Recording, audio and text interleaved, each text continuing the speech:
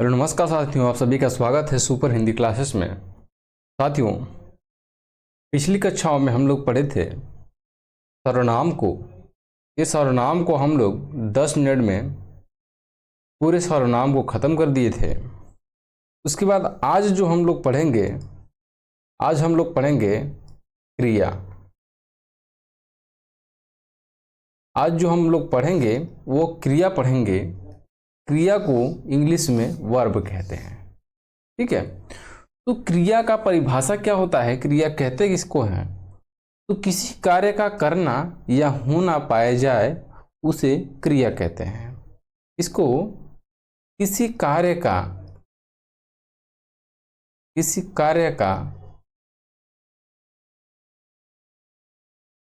करना या होना पाया जाए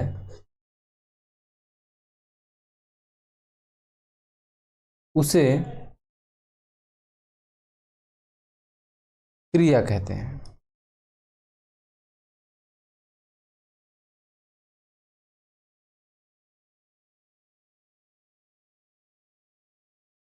जैसे खाना, पीना, खाना पीना, पढ़ना, सोना, रहना आदि। इस प्रकार के ये क्या है? ये क्रिया है। खाना पीना, पढ़ना, सोना, रहना आदि ये क्या है? ये क्रिया है। अच्छा, क्रिया में देखेंगे कि यहाँ पे मूल धातु से मिलकर ये क्रिया बना है, यानी कि खा से ना जुड़कर ये क्या बन गया है? क्रिया बन गया है। खा ना, पी में मूल धातु में ना जुड़कर क्या बन गया है? पीना बन गया है। तो अच्छा, धातु क्या होता है? तो धातु के जानिए, पहले धातु को जान लेते हैं। अब क्रिया के मूल रूप को धातु कहते हैं।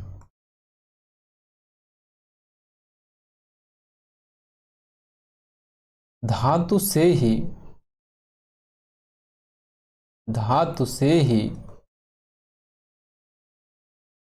क्रियापद का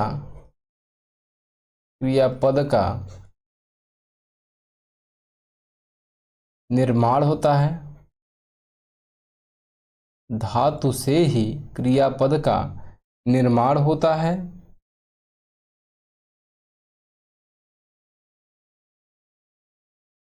इसलिए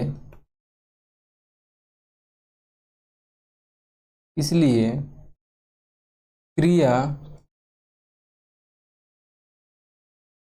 सभी रूपों में उपस्थित रहती है।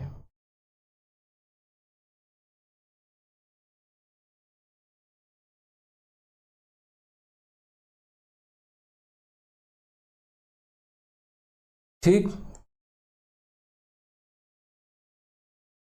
है। आगे, जैसे मैंने बताया ऊपर, क्या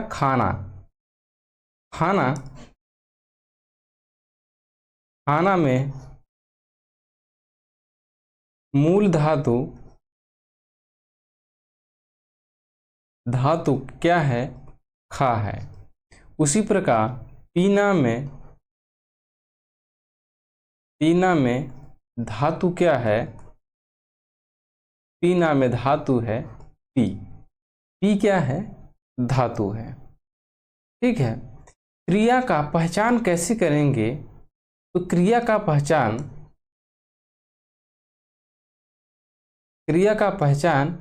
ना लगाकर करेंगे। ठीक है, ना लगाकर क्रिया का पहचान करेंगे। जैसे कि वह बहुत तेज दौड़ता है, वह बहुत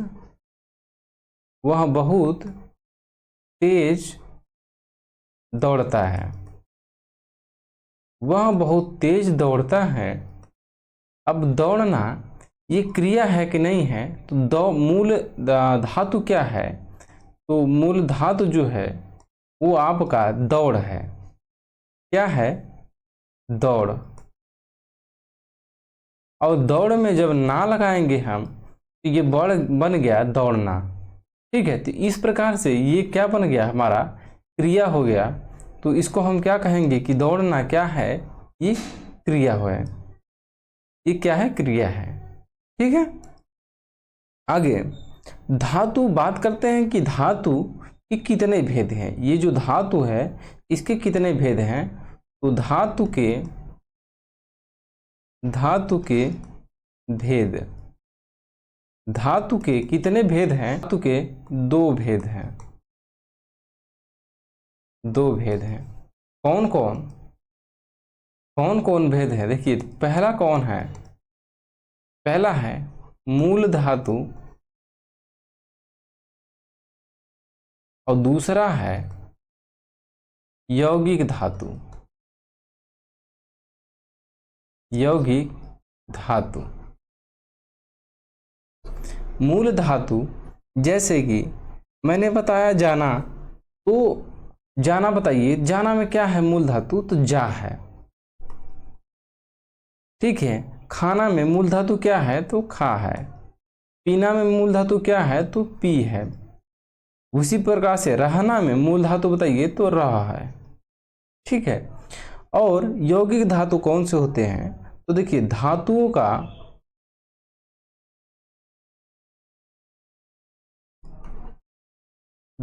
का संयुक्त करके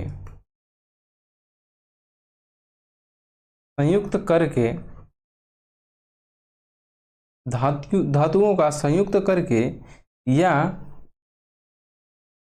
संज्ञा और विशेषण,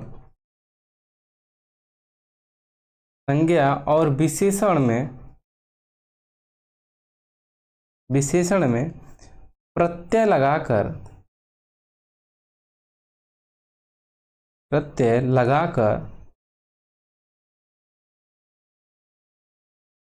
बनाई जाती है, प्रत्यय लगाकर बनाई जाती है। क्या? यौगिक धातु। जैसे चिकन है, ठीक है, चिकन में आना प्रत्यय लगाकर चिकन आना बनता है। ठीक है, तो संज्ञा या विशेषण में प्रत्यय लगाकर बनाई जाती है कौन सा? यौगिक धातु। ठीक है, अब बात करते हैं कि रचना कि रचना की दृष्टि से क्रिया के भेद कितने हैं। तो रचना के दृष्टि से, रचना की दृष्टि से क्रिया के भेद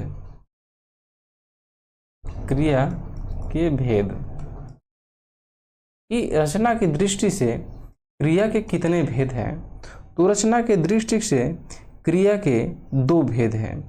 कौन कौन से? पहला है रूढ़ क्रिया और दूसरा है यौगिक क्रिया। यौगिक क्रिया, ठीक है।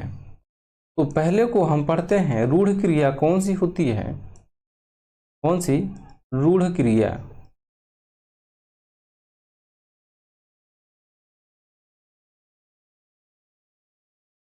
रूढ़ क्रिया, तो रूढ़ क्रिया कौन सी होती है?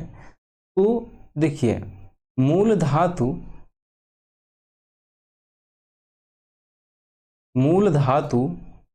से बने क्रिया को रूढ़ क्रिया रूढ़ क्रिया कहते हैं। जैसे मूल धातु क्या हो गया, जैसे मूल धातु हम ले लिए पढ़, पढ़, पढ़,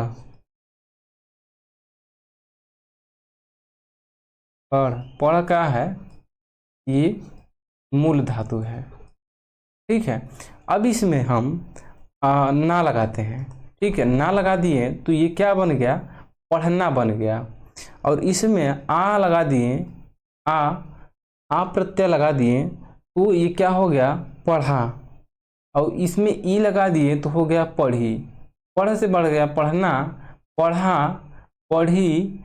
और एगा लगा देंगे अगर इसमें प्रत्यय तो ये हो जाएगा पढ़ेगा।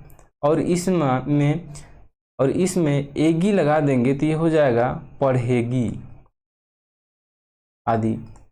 अब पढ़ से क्या बन गया, पढ़ना, पढ़ा, पढ़ी, पढ़ेगा और पढ़ेगी। ये इस प्रकार से क्या बन गया, ये रूढ़ क्रिया बन गई।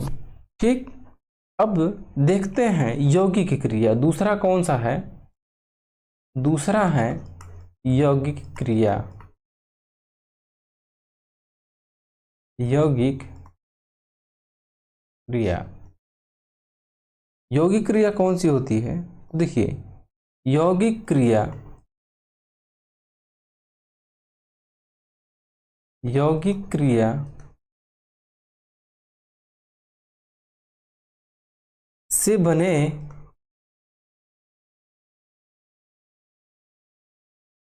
क्रिया को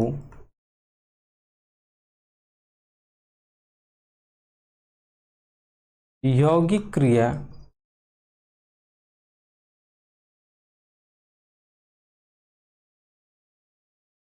यौगिक क्रिया कहते हैं।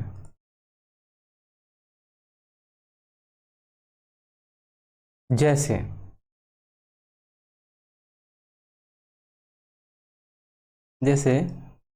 बताना, बताना। ठीक है, और कहला देना,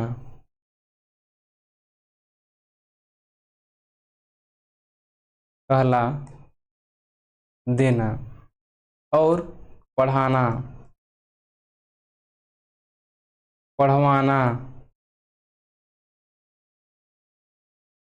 इस प्रकार से देखेंगे यौगिक क्रिया या यौगिक क्रिया मतलब दो शब्दों से मिलकर बना। जैसे बत धन आना, बताना, कहला देना, और पढ़ धन आना, पढ़वाना। ठीक है, तो इस प्रकार से ये जो यौगिक क्रिया बनती है, ये यौगिक क्रिया के ये उदाहरण है। बताना, कहला देना, पढ़ाना और पढ़वाना। इस प्रकार से अब बात करते हैं यौगिक क्रिया के कितने प्रकार हैं। तो यौगिक क्रिया, यौगिक क्रिया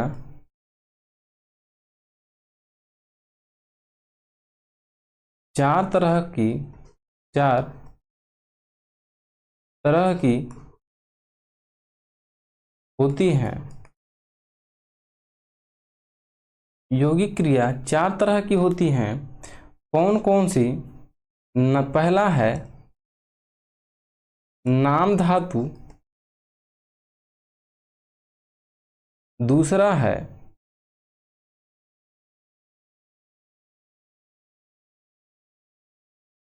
है संयुक्त क्रिया, संयुक्त क्रिया।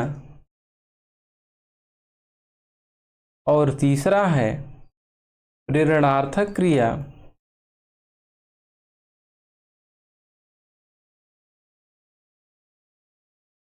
और चौथा है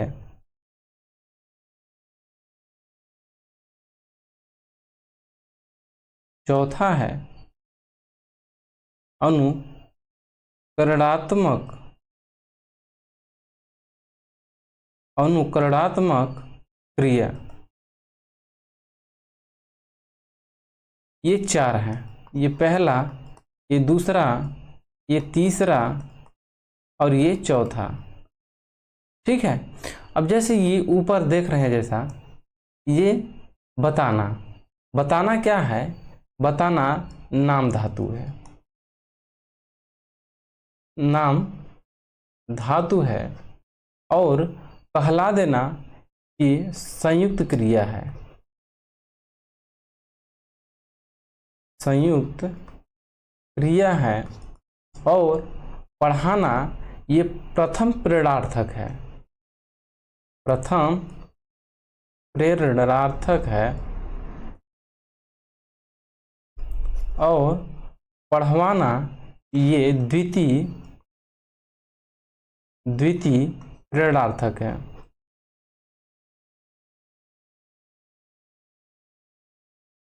ठीक है, इस प्रकार से। और ये जो नाम धातु है, संयुक्त क्रिया है, प्रेरणार्थक है और अनुकरणात्मक जो क्रिया है, इनको कल की क्लास में देखेंगे। वीडियो बहुत ज़्यादा लंबा हो जाएगा, इसकी वजह से कल की क्लास में देखेंगे। तो आज के लिए बस इतना ही, अब मिलते हैं कल के नेक्स्ट क्लास में।